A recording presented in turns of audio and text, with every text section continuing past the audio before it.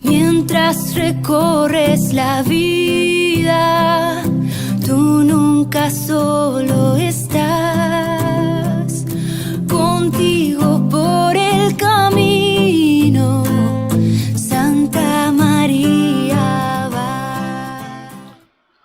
Muy buenos días, amigos de Entre Nos. Caminando hacia Dios. Aquí estamos una vez este lunes 4 de octubre, 4 ya de empezó octubre. Sí. ¿Y por qué tú estás tan atrás, Espérate? No sé, yo estoy muy atrás, no, yo estoy bien.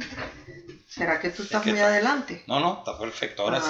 Bueno, ahora sí. Siento es que estaba viendo así como muy hacia atrás. Me estaba viendo así como por encima del hombro. Ajá.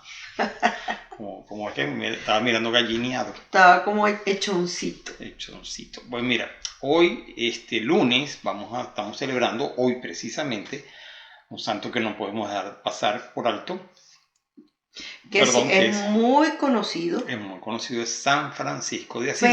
Pero aunque a él le gustan siempre los santos extraños, con nombres raros, pues no podían creer que iba a dejar pasar su santo. Pero es que tengo la idea que nosotros hablamos de San Francisco, no sé si el año pasado o el anterior, ¿no? Yo no creo. Recuerdo, ¿no? No creo. Yo creo que sí. Bueno, pero hoy es tu día, igual. Sí, gracias. Felicitaciones, Francisco. Gracias. Y felicitamos a todos aquellos que lleven o Francisco o Francisca, Francesco, lo que sea. Yo soy Franceschi, eso es un derivado de Francisco. Tú sabes que estaba entre la historia de San Francisco, había leído que su papá comercializaba en Francia. Ajá. Y entonces a él le decían Francesco, pero era como así un poco... Un apodo. Como un apodo, exactamente. En francés. Porque su nombre realmente creo que era Juan, exactamente. Y yo dije, oye, esa parte no me la sabía. Ah, a lo mejor de ahí viene Franceschi también. Posiblemente. Porque eran franceses. Porque eran franceses. Sí. Es verdad, porque además es francés. Franceschi. Sí, y se escribe francés como el idioma CH, y así me lo igual que San Francisco, Francesco es Francesco. Francesco, exactamente. Bueno, no vamos a distraer. Bueno, pero no, sí, ya nos distrajimos mucho. Volvamos al punto. Pues bien, San Francisco fue un santo que vivió tiempos difíciles desde la iglesia y le ayudó muchísimo. Renunció a su herencia por completo, dándole la importancia en su vida a los bienes más bien espirituales, más que a los materiales. Es fácil decirlo, pero me imagino que es muy difícil vivirlo. Es importante eso que dice de que la iglesia estaba atravesando tiempos muy difíciles, porque uno ahorita dice, ay, que el mundo está muy mal, ¿qué tal? Hemos estado peor. Sin duda. Parece que nosotros no estábamos ahí. Sí, eso es verdad. Pues nuestro santo nació en Asís, en Italia, en el año, se presume que entre 1181 o 1182. Su padre, Eso fue ayer. Sí. Su padre, como habíamos dicho, era un comerciante y su madre pertenecía a una familia noble. Tenía una situación económica muy desahogada, o sea, no tenía problemas económicos. Su padre comercializaba mucho hacia Francia, como había hecho anteriormente, y por eso le apodaron a Francisco Francesco, que el francés, ese Francesco significa el francés, aunque bien su bautismo lo bautizaron como Juan, como habíamos dicho anteriormente. En su juventud no se interesó pero por nada en los negocios de su padre, ni por los estudios. Él se dedicó a gozar la vida sin tanto rollo. Pero sanamente, no era un muchacho. Sanamente. No era un muchacho, no era como San Agustín. No, sin malas costumbres ni vicio. Gastaba mucho dinero. Y me imagino con los amigos, por supuesto, pero siempre daba limosna a los pobres. O sea, fíjense, a lo mejor vivía libre de compromisos, vivía... Sí, tranquilamente, pasándola bien. Pero siempre me imagino, porque la mamá era muy piadosa y a lo mejor rezaba muchísimo por él, como puede ser el caso también de Santa Ana por San Agustín. Santa Mónica. Santa Mónica. Y es posible que eso a lo mejor, pues, Francisco lo veía en su mamá y él tomaba ese ejemplo y también daba, pues, a los pobres dinero. Ajá. Y también dice que le gustaban mucho todas esas tradiciones románticas de los juglares, irle a cantar a las chicas, los trovadores, me imagino que los bailes, las novelas de caballería, todas esas cosas. Exactamente. Pero fíjense, cuando Francisco tenía más o menos como unos 20 años, hubo pleitos y discordia entre la ciudad de Perugia y Asís. Y Francisco fue prisionero. Estando prisionero por todo un año, ahí que lo además lo soportó con alegría, pero cuando recobró la libertad cayó gravemente enfermo. Esa enfermedad lo fortaleció y lo ayudó a madurar en su espíritu, vamos a decirlo de esa manera. Cuando se recuperó, decidió ir a combatir en el ejército, o sea, hacer algo con su vida. Se compró una costosa armadura, me imagino que por supuesto para las batallas, y también un manto que luego regaló a un caballero mal vestido y pobre. O sea que él tenía eso de ayudar a los más pobres. Sí. Luego dejó de combatir, como que eso no le interesó, y volvió a su antigua vida, pero sin tomarla tan alegre como la llevaba antes, entre, tú sabes, esta cuestión de fiestas y gastar dinero, pues malgastarlo. Bueno, no sé, me imagino que en tontería, porque la verdad uno normalmente a veces se gasta el dinero en tontería. Luego se dedicó a la oración y después de un tiempo tuvo la inspiración de vender todos sus bienes y comprar una perla preciosa, como bien lo dice el Evangelio. Y esa perla preciosa pues era dar su vida por Dios. O sea, y además cuando pienso yo que seguramente asistía a misa, leía el Evangelio, esas frases, esos pasajes que nosotros a veces los comentamos aquí, le quedaban muy grabados. Entonces, claro, él dijo, nada, vendo todo. Luego se dio cuenta de que la batalla espiritual empieza por la mortificación y el sacrificio además también. Y como la victoria sobre tus propias pasiones, tus instintos. Exactamente. Bueno, esa es la mayor batalla. Lo que el cuerpo te pide, vamos a decirlo así. Pues un día se encontró con un leproso que le pedía limosna. Y lo habíamos comentado, inclusive creo que el programa hace pasado. Unos días, sí, ¿verdad? Sí, que él pensaba así como, yo darle un beso a un leproso, o sea, porque además la lepra es una enfermedad que se contagiaba, o tocarlo, además el leproso también daba hasta cierta repulsión, diría uno, por la enfermedad. Pues en vez de darle limosna le dio un beso. O sea que y después, esa es la que contamos que después de algún modo supo que era Jesús. Que era Jesús, exactamente. Qué bueno. Luego visitaba y servía a los enfermos en los hospitales, era algo que empezó a hacer, y siempre regalaba a los pobres sus vestidos. Entonces, claro, y el dinero que llevaba. Esto yo me imagino que el papá lo fue molestando. Un día, una imagen de Jesucristo crucificado, pues le habló y le pidió que reparara su iglesia. Eso fue lo que él sintió. Repara mi iglesia que está en ruina. Y él decidió pues venderlo todo. Vendió su caballo, vendió las ropas, vendió que además era de su padre. Pues claro, porque él no ganaba dinero. Él no ganaba dinero. Bien decíamos que no le interesaba nada lo del negocio de su papá. Para arreglar la iglesia de San Damián.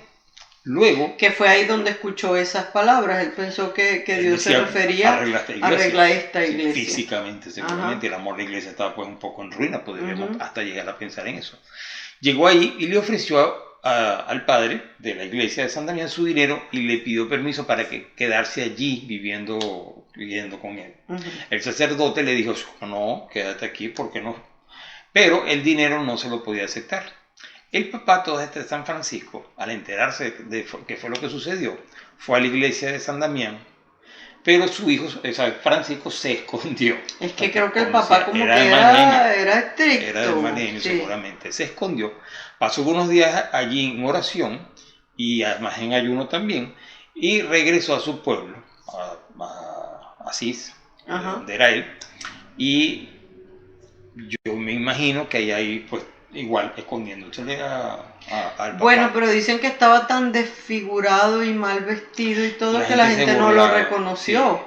Se burlaban de él creyendo que era un loco. Sí, Exactamente. Pero su padre se lo llevó a su casa y lo golpeó, o sea que sabía, bien bravo se puso el se papá. puso muy bravo y sabía dónde estaba, lo fue a buscar, lo golpeó y además le puso unos grilletes en los pies y luego lo encerró en una habitación.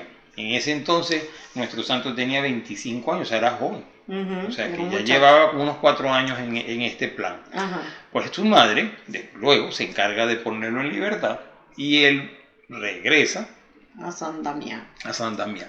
Su padre fue a buscarlo ahí y lo volvió a golpear y le dijo que volviera a su casa o que renunciara a su herencia y le pagara el precio de los vestidos que había vendido en su tienda.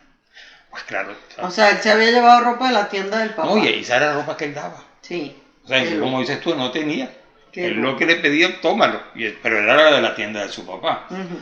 Y el papá pues tenía un comerciante que me imagino yo con dinero, pues, a lo mejor tenía buenos trajes, no tendría ninguna pichurria, diríamos nosotros. Pero lo cierto es que tuvo problemas, él no tuvo problemas en renunciar a la herencia del dinero, del dinero Del papá. Sí, lo del papá. Pero ¿y el dinero de los vestidos? ¿Qué dijo? Pero dijo que pertenecía a Dios. Ah. Entonces, o sea, que no iba a regresar a la casa. Su Ni padre, va a regresar el dinero. Sí, entonces su padre lo obligó a ir con el obispo de Asís, quien le sugirió devolver, el obispo le devuelve el dinero y ten confianza en Dios. O sea, no te preocupes. Pues San Francisco devolvió en ese momento la ropa que traía puesta, se la dio todo a su papá. Cuentan que se quitó todo y quitó se quedó todo. como Dios lo trajo al mundo. Y este obispo le dio un manto, un hábito viejo que tenía. Con un cinturón, y eso fue lo que él se puso.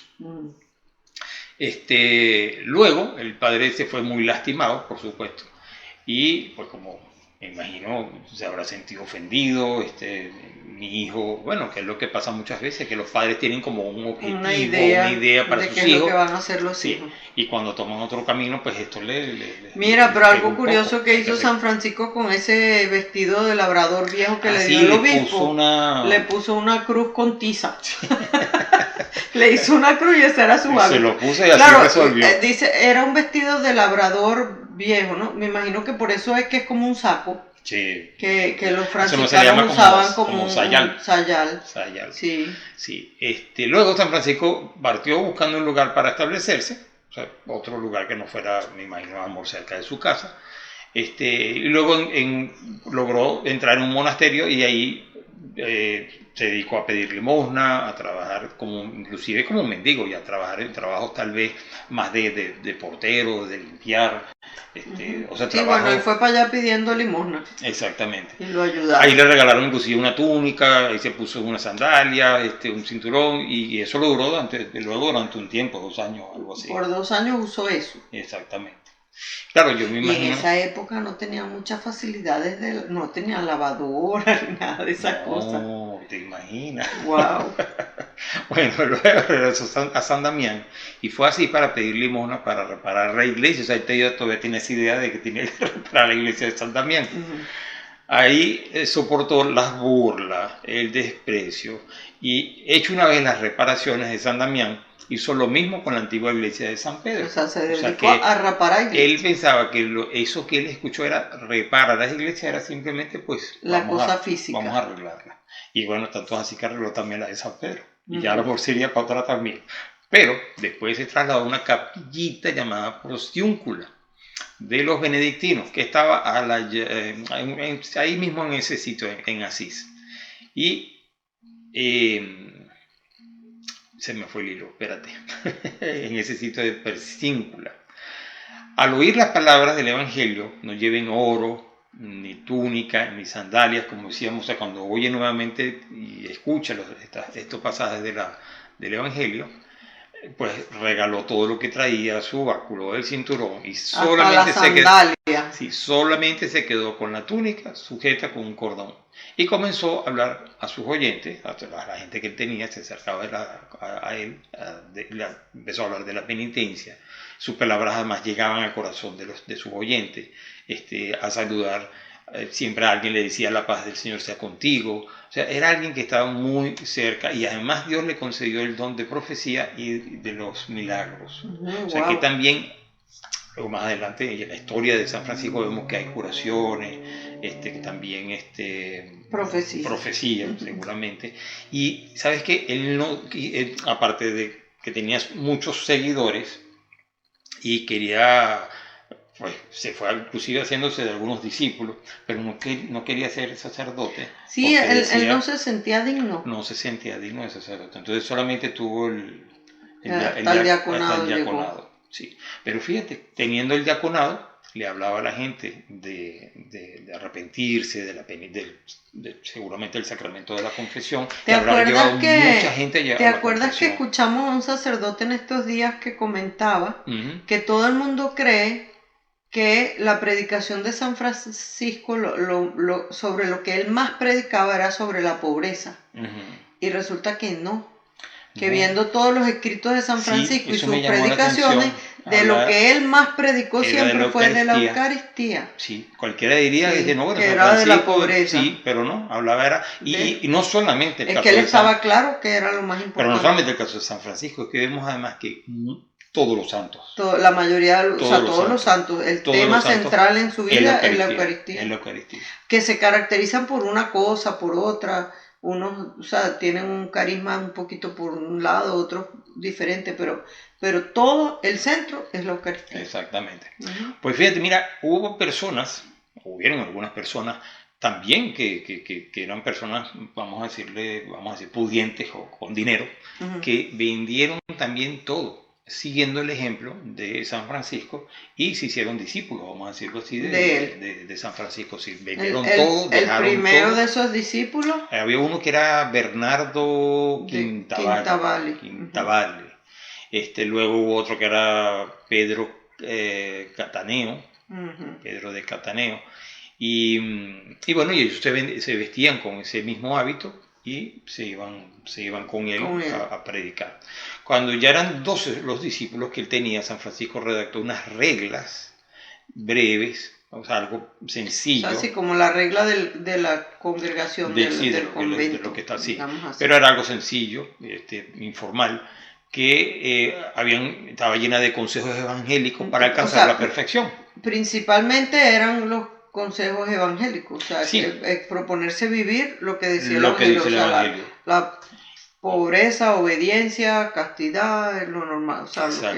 Y esto, años más tarde, lo autorizó el Papa Inocencio III. O sea que le dio, así como vamos a decir, el visto nuevo. El visto bueno. Bueno, era nuevo también. También era nuevo, pero el visto bueno. Y la misión entonces que le dio el Papa a esa congregación era predicar la penitencia. Predicar la penitencia, exactamente. Luego San Francisco y sus compañeros se trasladaron a una cabaña, eso fue más o menos hacia los años 1212. Pero la tuvieron que desalojar, lo botaron de ahí también. Lo botaron de allí, exactamente. Y luego el abad regaló a San Francisco una capilla ahí por la misma esa donde él se había quedado. Se la regaló.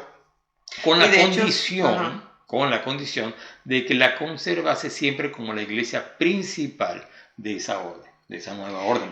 Y resulta que esa es la Basílica de San Francisco de Asís. Sí, la construyeron alrededor de esa capillita. Sí, increíble. Bien bonito. Increíble. Pues él aceptó, por supuesto, y como dice Betty, pues, pero aceptó con una condición.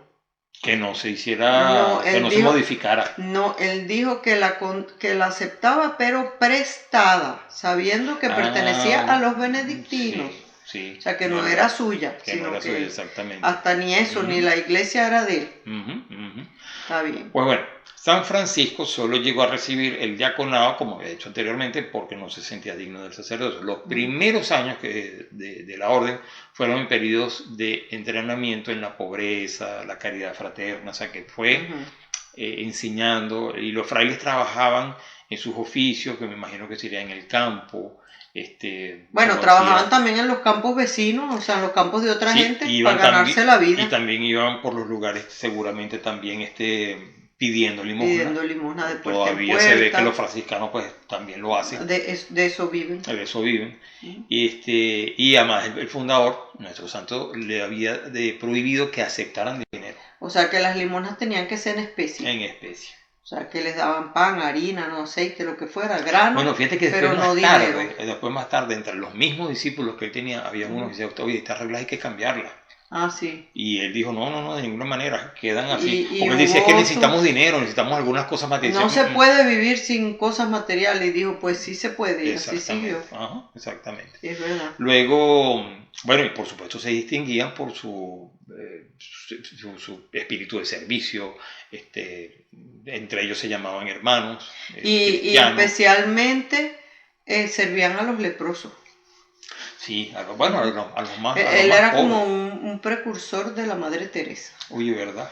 Bueno, no un precursor. Yo creo que la Madre Teresa seguramente leyó mucho y estudió a San Francisco. Bueno, de hecho, el Papa Francisco lleva ese nombre, Francisco, por San Francisco. Y fíjate que él siempre está hablando de servir a los pobres, a los marginados, a los olvidados, salir de la comodidad, ir a buscar a los que necesitan. Exactamente. Pues bien, San Francisco conoció en Roma a Santo Domingo, que había predicado la fe y la penitencia en el sur de Francia. Y en esa Navidad, o en la Navidad del año 1223, San Francisco construyó una especie de cueva, vamos a decirlo así, en la que se presentó el nacimiento de Cristo y se celebró la misa. Ese fue el primer pesebre. Y San Francisco también tiene esa historia y se habla de él, pienso yo que sí, que fue el que hizo el primer nacimiento, el primer pesebre. Sí. O sea que a él le debemos esa tradición. Lo que pasa es que él primero lo hizo con cosas de verdad. Sí. Con gente, con animales de verdad, etc. Pero después, como se hizo tan popular la costumbre, ya empezaron a representarlo con figuras, porque imagínate, o sea, tú no vas a tener en tu casa un buey y un burro. Pero qué bonito sería que, por ejemplo, a lo mejor puede pasar así como, claro, valga la diferencia, ¿no? Pero así como se hace el Vía Crucis, que es muy bonito. ¿Verdad? Que se hiciera la Navidad. Se podría hacer igualmente la representación de la Navidad. Vamos a ver cuál de las iglesias de Austin es la primera que se arriesga a representar un pesebre viviente, pero así. Sí. Como se hace el Vía Crucis, que se hace con todo. Porque bueno, con los niños... un Longhorn. Sí, imagínate. Yo recuerdo con los niños del catecismo que a lo mejor uno hacía, yo me acuerdo, que se hacía como un nacimiento, una representación de lo que, inclusive pero sería bonito hacerlo en grande. Exacto, o sea, así como con las estaciones, con las estaciones más importantes, a lo mejor cuando estaban buscando posadas. La anunciación, después el sueño de José, la visitación, como decir los misterios gozosos. Sí, eso sería muy bonito. Uy, ¿verdad? Representar los misterios gozosos. Y bueno, retomando además esa idea de San Francisco. Pero volvamos a San Francisco. Eso fue en el 1223 en la Navidad. ¿Y qué pasó en el 1224? En el 1224 se retira el Monte Alvernia y se construye una pequeña celda. La única persona que lo acompañaba en ese momento era el hermano León. Y no quiso además tener visita. De vez en cuando, ahí le aparecieron los estigmas además. Y esos estigmas los escondía con su traje. No fue como el caso de San Padre Pío que se las cubría con unas vendas, sino simplemente con él metía las manos dentro del hábito. Exacto. Y a lo mejor por eso siempre se ve así con las manos dentro. Sí, y desde entonces también empezó a utilizar zapatos. Porque antes iba descalzo. Sí. Y cuando esto sucedía, él cuando salía pues, a la calle o a visitar a los enfermos, pues curó a muchísima gente y además de eso también se sabe que hizo grandes milagros. Y que también hizo profecías. Bueno. Y hay una cosa curiosa, que él dijo un día que le habían sido reveladas unas cosas que jamás diría a hombre alguno. ¿Verdad? ¿Y ¿Qué sería eso? No se lo dijo a nadie. Se lo llevó San Francisco. Pues bien, en ese momento yo me imagino con las estigmas, ya a lo mejor, bueno, de hecho murió cuando tenía 44 años, pero pienso que con tal vez ese deterioro... Fue una vida muy dura. Muy sacrificada. Difícil, sí. Se empezó a deteriorar la salud y empezó a sufrir, se empezó a debilitar también. Inclusive había perdido hasta la vista y en el verano de 1225 lo llevaron inclusive para que lo vieran varios doctores, estaba muy enfermo, pero la verdad no hubo manera de que se recuperara. Y poco antes de morir dictó un testamento en el que le recomendaba a los hermanos observar las reglas y trabajar manualmente para evitar la ociosidad y dar buen ejemplo. Fíjate. O sea, estar ocupados. Exactamente. Pues al enterarse que le quedaban pocas semanas, la vida dijo, bienvenida mi hermana la muerte. Y pidió que lo llevaran a Porciúncula, que era ese lugar donde pasó mucho tiempo. Murió el 3 de octubre de 1226 después de escuchar la pasión de Cristo según San Juan. Lo sepultaron en la iglesia de San Jorge de Asís y allí pues son muy famosas las anécdotas que además cuentan de él, porque fíjate, San Francisco siempre lo vemos con los pajaritos, con los lobos, animales. Bueno, y es el patrono de las mascotas. Sí, se podría decir... Que por ejemplo en San Luis y en San José hicieron bendición de mascotas el sábado. Y de esto hay quien dice, no, que son leyendas, no, que no son... La verdad, eso queda... Hay unas anécdotas de él que cuentan que cuando cantaba las maravillas de la creación, porque él tiene tiene unos escritos muy bonitos sobre la creación, el canto a la creación, creo que, a las criaturas. Y entonces dice que los pajaritos que embelezaban escuchándolo y rezaban con él. Es igual que el cuento del lobo, que yo se lo cuento a los niños, les encanta, porque era un lobo que espantaba el pueblo completo. Que se estaba comiendo a la gente. Y sí, bueno, acababa con las granjas. Las granjas, sí. Es un desastre, pero entonces nuestro santo, San Francisco, lo amansó. Y entonces por eso lo vemos. Habló con él y lo convenció. Y lo convenció de que se fuera al pueblo, que fuera a otro sitio a buscar, no sé. Y también había otra de un conejito que no me acuerdo cuál era la historia. Por eso lo vemos representado a veces con un lobo, con pajaritos, conejos, venados, de todo. Exactamente. Sí. Bueno, esta es la vida de San Francisco, que ayuda muchísimo a la iglesia y sobre todo que vivió momentos muy difíciles, pero nos una gran enseñanza. Y ayudó a la renovación de la iglesia, de la decadencia y el desastre en que había caído en la Edad Media, pero no renovando las iglesias físicamente, que también lo hizo, sino sobre todo espiritualmente. Espiritualmente, exactamente. Y bueno, fíjense que tanto es así, que luego esa orden que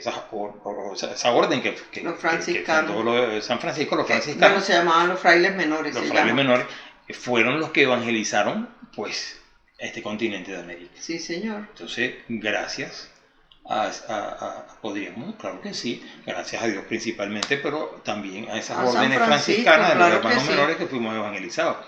Y además también fíjense que aquí no se ve tanto, aquí en los Estados Unidos, pero en Latinoamérica sí se ve muchísimo, que tenemos esa idea, eso es importante decirlo, que el dinero es malo. Que la pobreza es buena y el dinero es malo. La pobreza en sí, cuando uno se despega de las cosas materiales que tiene, por supuesto es buenísima, porque ves, Dios es lo primero para ti. Pero eso no quiere decir que el dinero y lo que tenemos, las cosas que tenemos, lo malo es apegarse a ellas, pero el tener las cosas no es que sea malo. No. Bueno, por eso es que nosotros vemos en las iglesias, en los países de nosotros, la gente en la colecta echaba una miseria ahí, el sencillo, lo que le sobraba.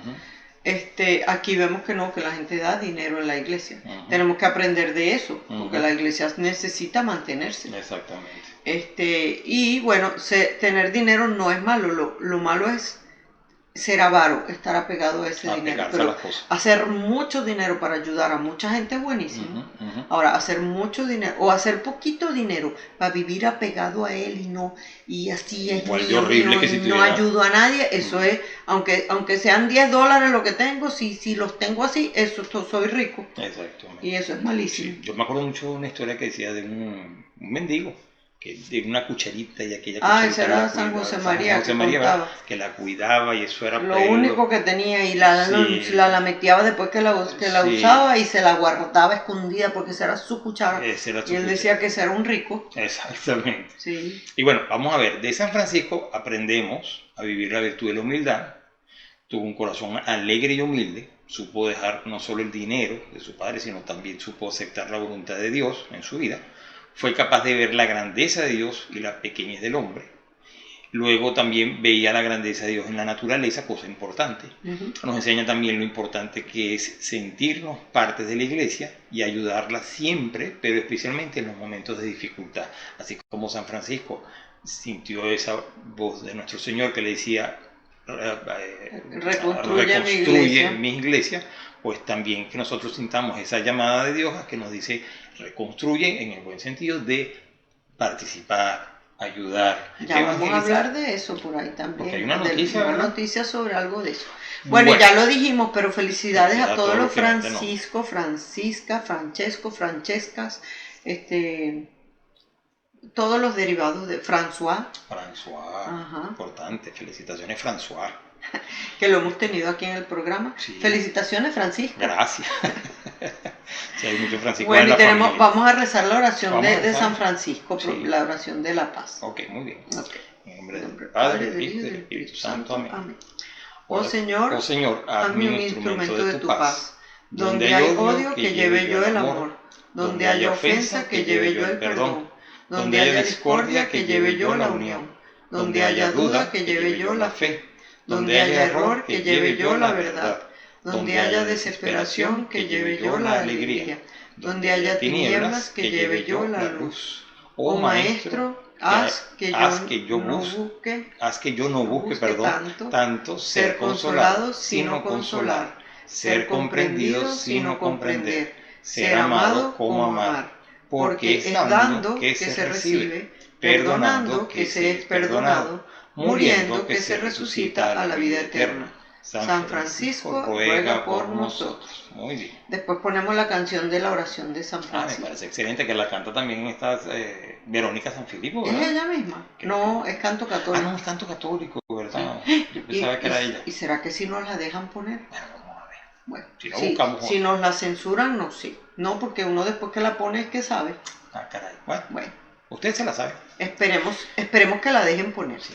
Bueno, muy bien, vamos a nuestro próximo segmento. Ya regresamos. La noticia del día.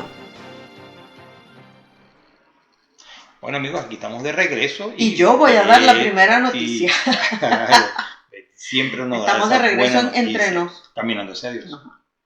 Bueno, que el Papa Francisco destaca importancia de no aislarse y participar en la vida parroquial. Por eso decía que ya íbamos a hablar de eso. Eso es parte de reconstruir la iglesia. Eso es parte, sí. El Papa Francisco destacó este 2 de octubre la importancia de que los cristianos no se aíslen ni se cierren, sino que participen en la vida de la iglesia en las parroquias, para compartir su testimonio. Dentro de las comunidades cristianas, los invito a tener el estilo evangélico de la levadura. No se aíslen ni se cierren, sino que participen en la vida de la iglesia en las parroquias y en los barrios. Aporten su experiencia y den testimonio de la opción de Dios por los últimos, los pequeños, los excluidos, indicó el Papa. Así lo indicó en una audiencia concedida a los miembros del movimiento Foi et Lumière International. Feilus Internacional. Gracias. Con ocasión del 50 aniversario de su fundación. El Papa Francisco invitó también a que el espíritu de comunión y de amistad que forma parte de su carisma los haga siempre instrumentos de reconciliación y de paz, especialmente allí donde hay conflictos y divisiones. Este mensaje es el corazón del Evangelio porque nos recuerda que cada persona, también y sobre todo la más pequeña y la más frágil, es amada por Dios y tiene un lugar en la iglesia y en el mundo. En esta línea, el Papa Francisco destacó que se trata de una profecía, porque a menudo las personas más frágiles son descartadas, consideradas inútiles. Por ello resaltó que esta profecía es todavía muy importante para combatir la cultura del descarte y para recordar a todos que la diversidad es una riqueza y no debe nunca ser motivo de exclusión y de discriminación. Por último, el Santo Padre subrayó la importancia de esta realidad eclesial para las familias que viven la experiencia del nacimiento de un hijo con discapacidad, para que puedan ser signo de esperanza, para ninguno se cierre en sí mismo en la tristeza y en la desesperación. Que el Señor los bendiga y que la Virgen los proteja. Y por favor, no se olviden de rezar por mí, concluyó el Papa Francisco. Me gusta eso, que siempre pido oraciones, así como el Papa. Y bueno, como hoy es su día también, lo felicitamos. Entonces tenemos que, felicitamos al Papa y rezamos por él. Y bueno, acuérdense de rezar siempre. Yo creo que cuando el Papa dice recen por mí, también siempre me acuerdo de que recen por los obispos, que recen por sus sacerdotes, por sus párrocos, y por los que participan del vicario, los que trabajan allí, la iglesia, que somos todos, en fin. Los sacerdotes que tenemos cerca. Exacto. Bueno, la segunda noticia que tenemos también dice: ¿sabes cuál es la intención del Papa para el mes de octubre? La evangelización, discípulos misioneros. Recemos para que cada bautizado participe en la evangelización y esté disponible para la misión a través de un testimonio de vida que tenga el sabor del Evangelio. Y bueno, ahora veamos el video del Papa, donde nos explica esa intención de octubre. Vamos a verlo. Vemos el video del Papa. Y regresamos. Vamos a la musiquita. Y regresamos. Ok, perfecto. Jesús nos pide a todos, y a ti también, ser discípulos misioneros. ¿Estás preparado?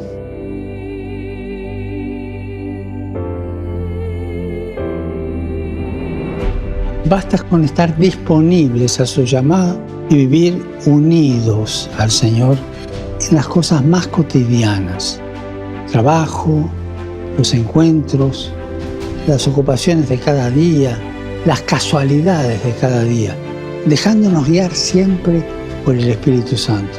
Si te mueve Cristo, si haces las cosas porque Cristo te guía, los demás se dan cuenta fácilmente. Y tu testimonio de vida provoca admiración.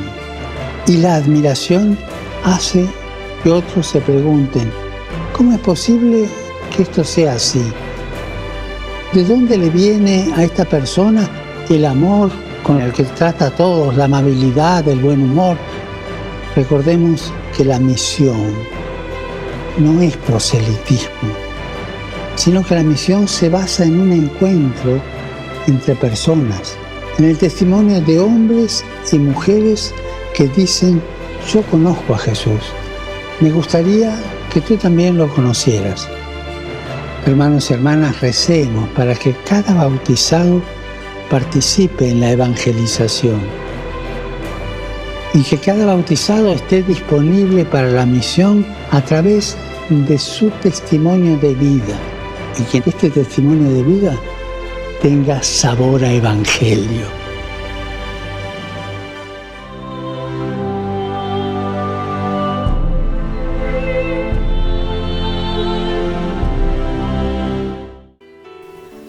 Música para el alma.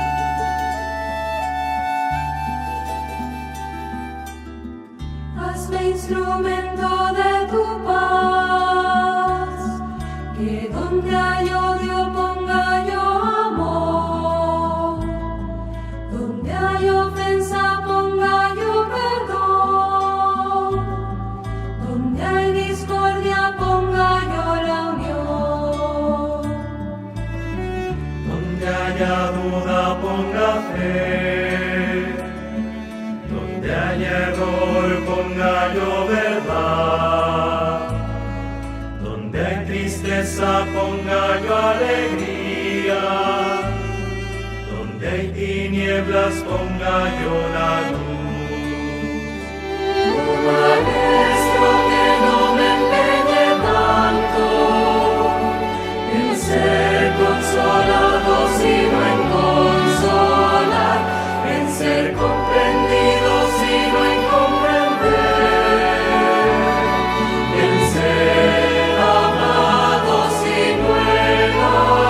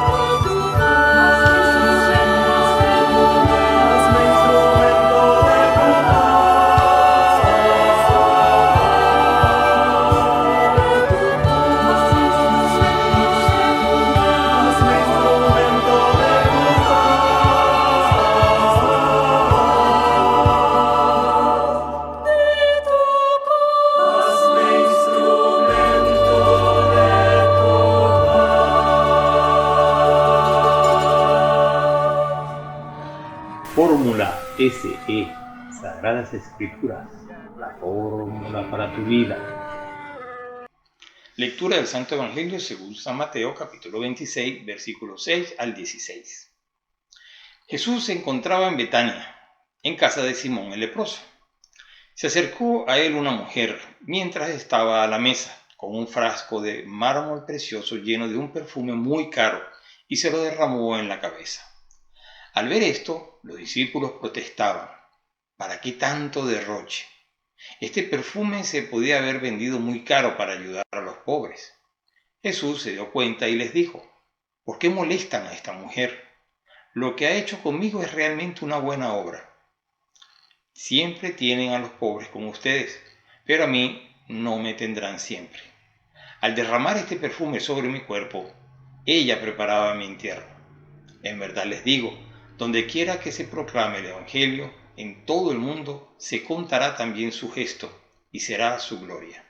Entonces uno de los 12, que se llamaba Judas Iscariote, se presentó a los jefes de los sacerdotes y les dijo: ¿cuánto me darán si se lo entrego? Ellos prometieron darle 30 monedas de plata. Y a partir de ese momento, Judas andaba buscando una oportunidad para entregárselo. Palabra del Señor. Gloria a ti, Señor Jesús. Bueno, vete. Mira, esta Betania, donde residían Lázaro y sus hermanas, era una aldea que estaba cerca de, o sea, hacia el este del Monte de los Olivos, y como entre el camino entre Jerusalén y Jericó. O sea que ese es uno de los sitios donde nuestro Señor, cuando iba con los discípulos, paraba muchas veces a descansar. Pernoctaba. Sí, yo creo que por eso era tan amigo de Marta, María y Lázaro. Seguramente. Que además lo servía muy bien, y eso lo tenemos en el Evangelio. Exacto. Pero esta Betania esa es distinta de otra Betania, otro pueblo que también se llama Betania, que estaba cerca de donde San Juan Bautista bautizaba. O sea, pero son dos lugares diferentes. Okay. Ajá, una cosa muy bonita en este evangelio es que vemos, o sea, la esplendidez de aquella mujer, o sea, que como San Francisco, pues con mucho dinero que lo dio, pero se lo dio al Señor, ¿no? La esplendidez de aquella mujer que es criticada por los discípulos. Con el pretexto de la falsa pobreza. Exactamente. Eso fue otra cosa que también supimos de San Francisco. ¿De qué? Que él todo era pobre y todo, pero para la iglesia y para Dios buscaba lo mejor. Sí, es verdad que también habíamos escuchado eso. Sí, Señor, también buscaba. Que a veces uno critica, se oye y uno puede pensar: oye, pero ¿por qué tanto derroche? Hasta podría uno decir en la iglesia, porque alcaldes y por qué gastan dinero en esto y lo otro. Y no solamente de San Francisco, también de otros santos que decían: para Dios siempre lo mejor. Y este padre que comentaba eso, me gustó mucho esos comentarios que decía: bueno, pero ¿y quién carrizo novio le da a su novia una pulserita de plástico? Exacto. O sea, eso que no ama, el que hace eso no ama. Efectivamente. Entonces, pues si a Dios lo amamos, tenemos que darle lo mejor de lo Y esta mujer efectivamente derramó ese perfume.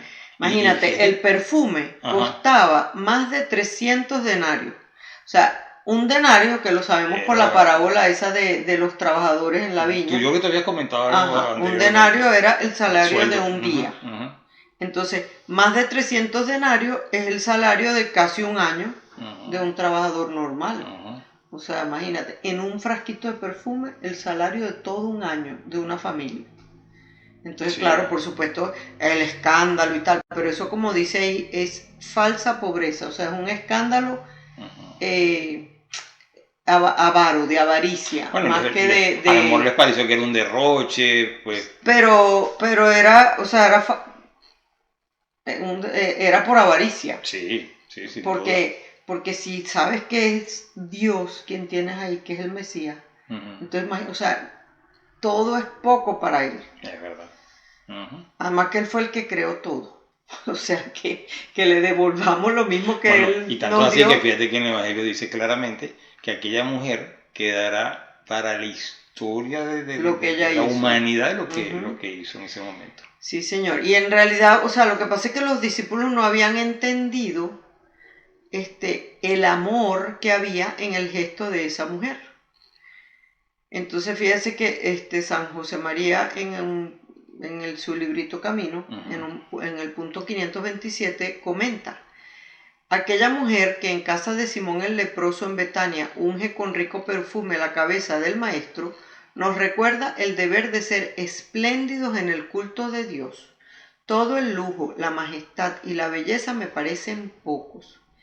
Y contra los que atacan la riqueza de vasos sagrados, ornamentos y retablos, se oye la alabanza de Jesús.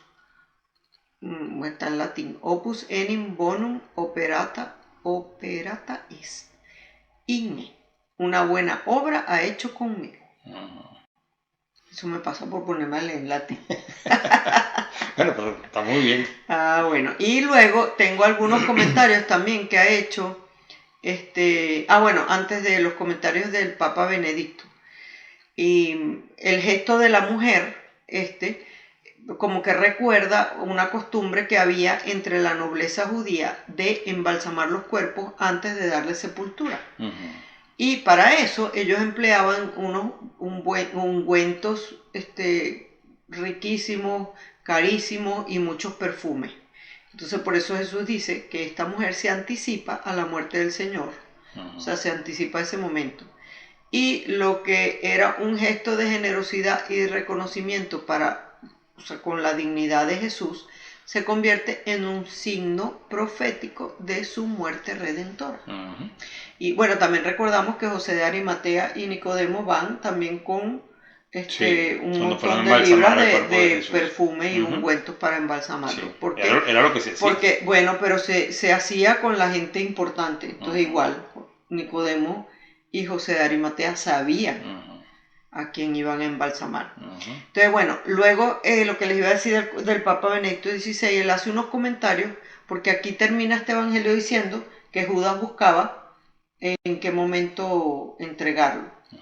Entonces, él se pregunta así como que ¿por qué Judas traicionó a Jesús? Y entonces dice el Papa Benedicto que hay como varias hipótesis, que algunos dicen que por el amor al dinero, por su avidez por el dinero.